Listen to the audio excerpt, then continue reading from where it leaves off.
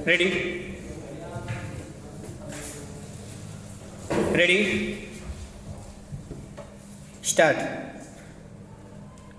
हमारे यहाँ जमीनी स्तर पर निर्णय लेने वाली संस्थाओं में महिलाओं का अच्छा प्रतिनिधित्व है, पर जैसे जैसे हम ऊपर की ओर बढ़ते हैं उनकी संख्या क्रमशः घटती जाती है। यह तथ्य राजनीतिक संस्थाओं के संदर्भ में भी उतना ही सच है जितना नौकरशाही, न्यायपालिका और कॉरपोरेट जगत के लिए।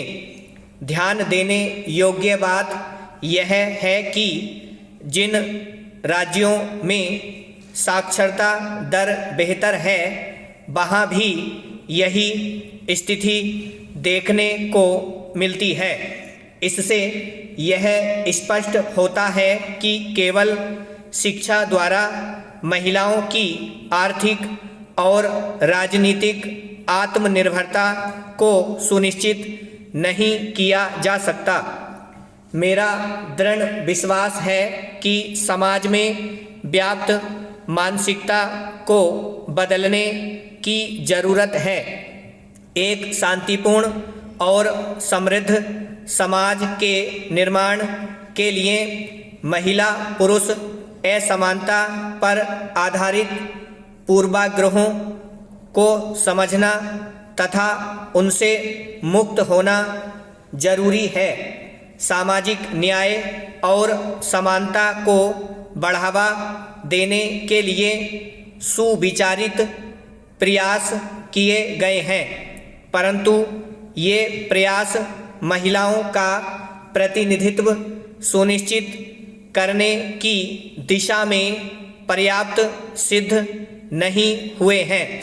उदाहरण के लिए शिक्षा प्राप्त करने तथा नौकरियां हासिल करने में महिलाएं पुरुषों की तुलना में बहुत पीछे रहती हैं। उनके इस पिछड़ेपन का कारण सामाजिक रूढ़ियां हैं, न कि कोई साजिश।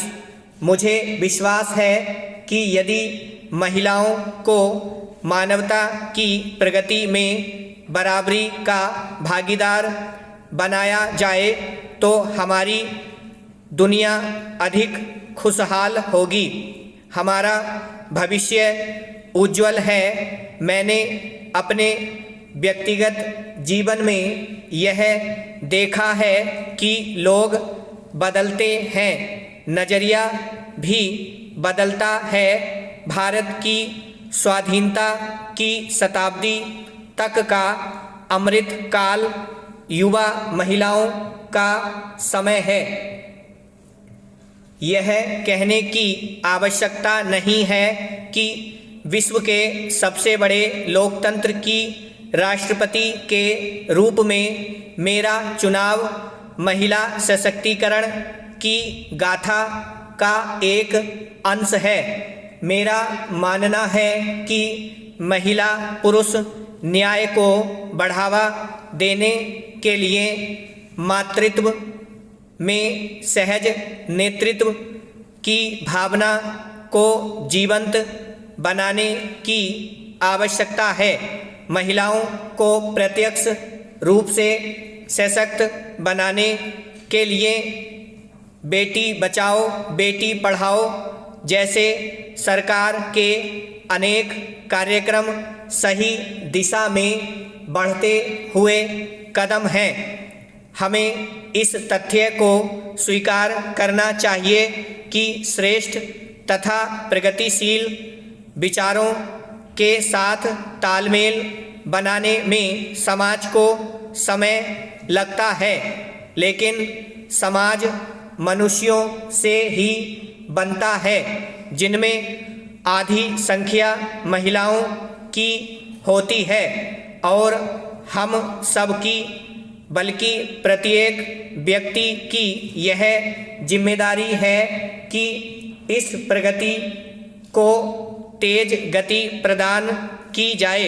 इसलिए आज मैं आप सबसे अपने परिवार, आस पड़ोस अथवा कार्यस्थल में एक बदलाव लाने के लिए स्वयं को समर्पित करने का आग्रह करना चाहती हूँ। ऐसा कोई भी बदलाव जो किसी बच्ची के चेहरे पर मुस्कान बिखेरे, ऐसा बदलाव जो उसके लिए जीवन में आगे बढ़ने के अवसरों में वृद्धि करे। आपसे मेरा यह अनुरोध है, जैसा कि मैंने शुरुआत में ही कहा है, सीधे मेरे हृदय की गहराइयों से निकला है। ब्रह्म।